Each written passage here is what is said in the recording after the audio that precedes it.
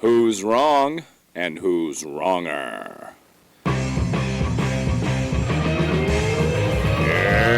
this corner, followed by millions, James the Exploding Unicorn Breakwell. And in that corner, ignored by millions, Steve Dash Rinko Levers. Hello, everybody. This is Gabrielle Catherine coming to you poolside, and I've got that delicious beefcake Steve Olivas running around in cut-off jean shorts. And I thought, maybe I'll get my nails done in a nice massage, so I'll hire some help. Maybe James Breakwell. I don't know what more he's good for, but for the rest of you 99%ers, maybe you can watch the two of them on Wrong and Wronger, and you'll see that, tall drink of man, and you'll see Breakwell, and you'll have them both in living Technicolor. And James, with all of the weird green colors you've got with your green screen and your green face, how are you doing tonight, man? I am deeply disturbed. I think you just go for whatever will unsettle me the most. Like, what is going on in James's nightmares? Let's see if I can recreate that on the screen. And you do it every time. It's uncanny, which is oddly appropriate for our debate today. Well, you have reached the podcast and believe me, Breakwell's one of the more disturbed people that you know, all the disturbing that he gets done. But the podcast where we argue about things that don't matter to nobody, and the numbers reflect all of that. But James, what are we going to argue tonight? We are going to argue which is better for a date night, a horror movie or a funny movie. Wow. Have you ever taken your wife to a movie, or do you just play Call of Duty for several hours, drink a bunch of booze, and then pass out next to each other on the couch? So last night, she insisted that we wake up my friends and play Xbox with them online because she is an amazing woman and everybody else is jealous. She actually enjoys our Xbox nights together, but we do have one movie night every week. It's Saturday night. We get drunk, and we usually pick movies from the 80s. Do we pick horror movies? Do we pick horror movies? Do we pick comedies? I don't know. I will let the Guam Quarter of Fate retroactively decide what we watch. We have the Guam Quarter of Fate here, and I forgot that you had told me you've got like a number of ostensibly bucket list movies that you and she have amassed, and you're trying to work your way through them. I forgot you had movie night one week at a time. Yes, we do. You are going to be out of your depth here. But before we flip that coin, we're getting ahead of ourselves. We have a couple other housekeeping things to go through. First of all, did you see those results from last week? I don't know how to make heads nor tails of it now that you have completely vexed all of our voters and driven them to some other means of entertainment on YouTube. The Wrong and Wronger clearly we jumped the shark when you started changing the voting. Yes, it went back to exactly what it was before. I'm sure people could not figure that out. But those who were smart, it's like a skirting tool. Those who were smart enough to figure it out voted for me by a commanding margin. It probably didn't help that you just flat out agreed with me that whatever you were arguing for was going to kill them. So it's like, okay, I guess it was diet soft drinks. It was a rare moment of consensus on this podcast. So following up on that, since I do have the commanding victory, and since you're so delighted about that and in a good mood because of it, why don't you compliment me first today? Well, first of all, just to let the people know, it was brought to my attention that prior to this past week when you cheated, we were 18-18. So it's still running roughly 500 that both you and I win, despite, I don't know, you got like 700 times the number of followers that I do on all the social media platforms. So the fact that I've pulled 50% out of the hat says a lot about probably not only the loyalty of my good people, but also my debate skills against you. Well, that was a fine compliment to yourself. Do you have one for me? Yes, I do. I'm going to compliment you on being alive. Wow. That I read your newsletter this week. It took me a while. I actually hired a team of people to just read different chunks like Congress does with the tax law, and then they can all kind of brief the congressman when he or she goes up there and explains it to the people. But the fact that you almost died this past week said I would be talking into a vacuum right now if you wouldn't have pulled through and lived through that death-defying experience with your daughter. We both know that I would come back and haunt you for all time. It would be the podcast with a ghost. And I would have so much time to think of insults. It would be amazing. That is currently my afterlife plan. We'll see if I get a chance to kill it out. Because my alternate plan is to just live for forever. So we'll see which one plays out first. Well, you wouldn't be any more pale as a ghost, so I'd probably still recognize you. Yeah, I like to keep my skin pretty much completely out of the sun. There's some banging going on upstairs. Porcelain fresh, yes. Yeah, I think we got a haunting of our own upstairs. It's called children. It's the worst infestation of all. Oh, I hears them. An old priest and a young priest can't get rid of them. That's how that goes. All right. The power of Christ compels you. Guys, go to bed. That's your parenting? Well, I'm on camera right now, so I have to pretend to be nice.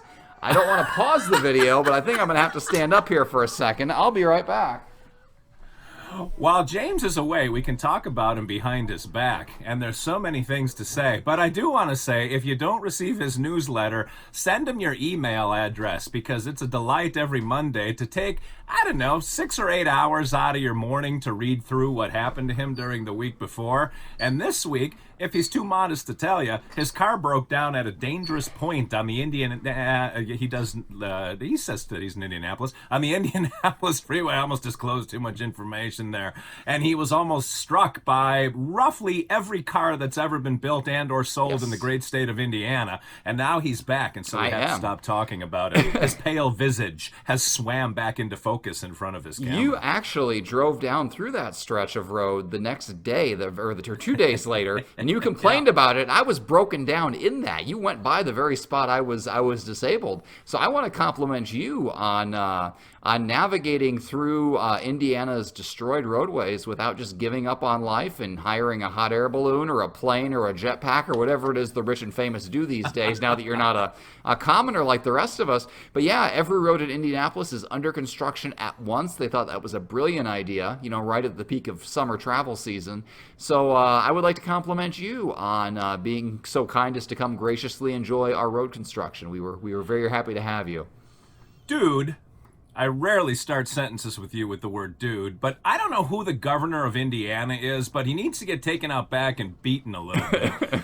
Because on Sunday afternoon, when everyone's trying to get home, not only is 65 closed and bottlenecked, but 465, there's no escape. No, there from is this not. Nightmare.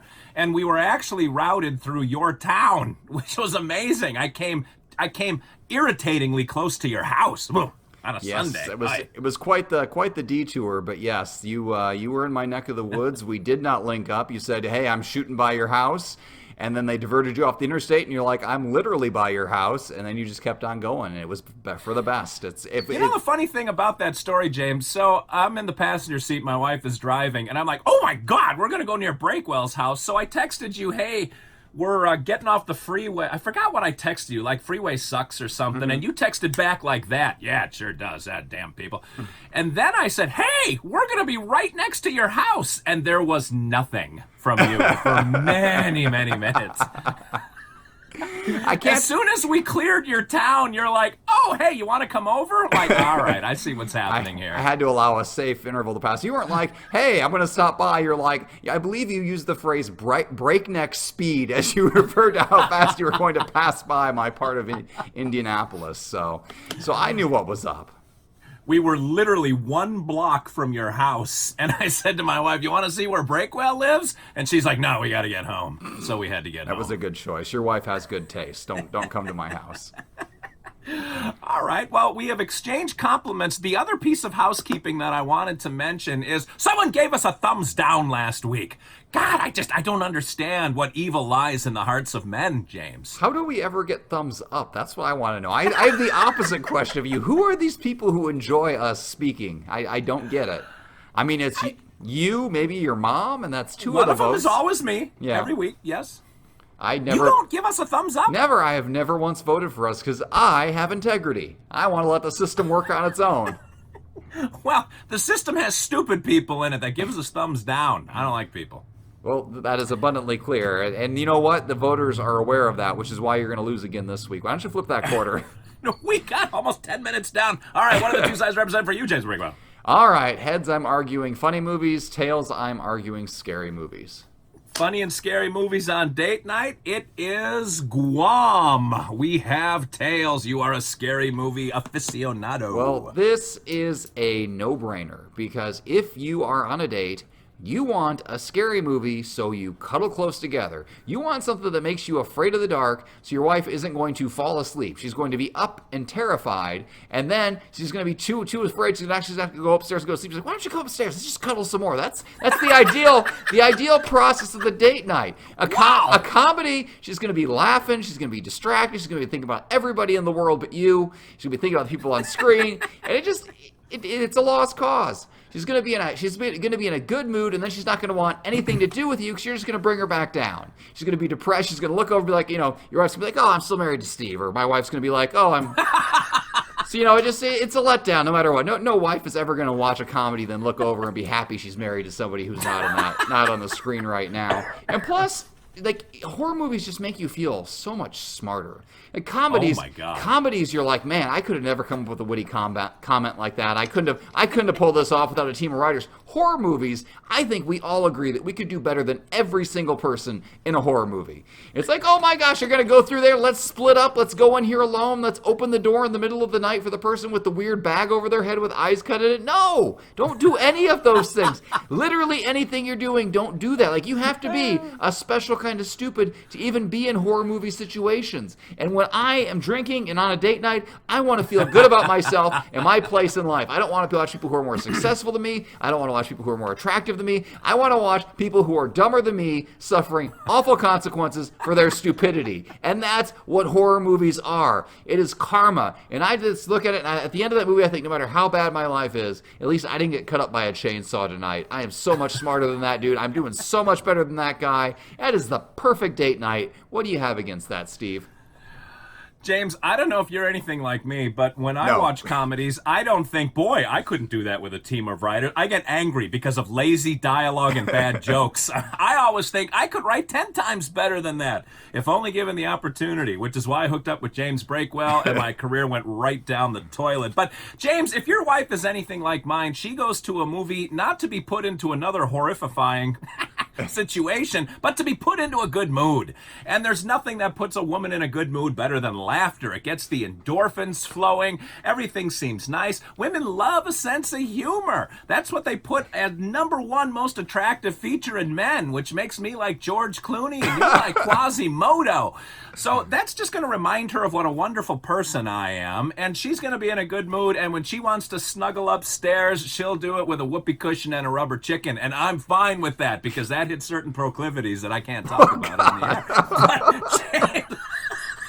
But, that's really because of the time limitations all I'm going to say, other than what do you have against fun, frivolity, a good snuggle, and a good mood, man? Okay, so clearly the activities of date night are about what you lack in a relationship. So what you lack in your relationship is humor. So you can't make your wife laugh, so you have to take her to a movie to do that for her. I make my wife laugh on my own, so I don't need to watch a comedy with her. But you know what I don't do? I don't scare her. So if we want some horror in our life, we have to watch a scary movie. Now you scare your wife all the time. Every morning she wakes up and rolls over and sees your face. I mean, that's like worse than the Texas Chainsaw Massacre. I mean, that's going to haunt her nightmares for forever. My wife... more grief than fear, but okay. Yeah, right. But my wife, she feels safe and secure in the house with me. Everything's fine. So we have to watch the horror movie to get the excitement and the adrenaline pumping from the scary stuff that we don't get. But the comedy, I got that covered. It's okay. And the fact that, the closest you've come to a laugh from your wife is a dramatic eye roll. Like, I sympathize. I know why you need to use these comedies as marital aids to fill in her emotionally. It's okay. Your secret is safe with me. Well, wrong and wronger will never be a marital aid if humor is the criteria. So let us roll the dice and put these people, these fine listeners, both of them, out of their misery. Yes, very much so. I'm not sure if this podcast qualifies as a horror or as a comedy. We'll see by the end of it here. If you want to vote for James and horror movies on date night, vote for 40. If you want to vote for Steve and his sad marriage and comedies on date night, vote for 6. And if you want to throw your vote away, vote for 26. All right. Well, if you want to even the scales of justice and pull Olivas back in line with Breakwell at 19 wins apiece, 6 is the only number you need to know. How much more basic and simple could it be than a single-digit Breakwell did me a favor on this one? If you want to convolute your life, vote 40 or 26 or 46 or 20. I don't even know what it all is. Just remember the number 6. And so, we draw to another close, another episode that you can put in the back of your mind and think, I'm sorry I actually sat through that whole thing. But until next week, where we're going to force you through it again, this is Dr. Steve Olivas for James the Exploding Unicorn Breakwell saying thanks for listening, thanks for watching, we're sorry, and remember, 2 wrongs can't make a right.